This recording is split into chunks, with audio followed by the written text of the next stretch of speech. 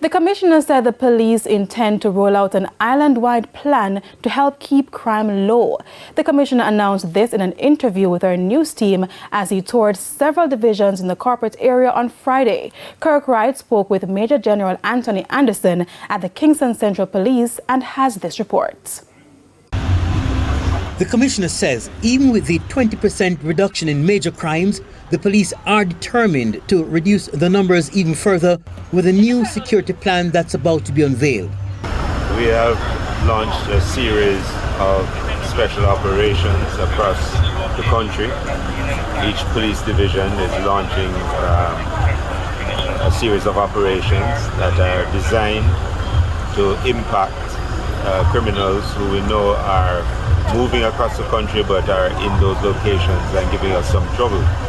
Major General Anderson says each division will have its unique plan. Part of our planning process is that the planning addresses the problems that exist in that particular area and that particular police division. So each plan is boutique. Each one is created for the purpose and fit for purpose. Absolutely. No two will look the same, but they will use similar tools and apply them in different ways. We asked the commissioner about the continued attacks on beryllium guards transporting large sums of cash. The attacks have continued despite the implementation of new strategies between the police and the security company.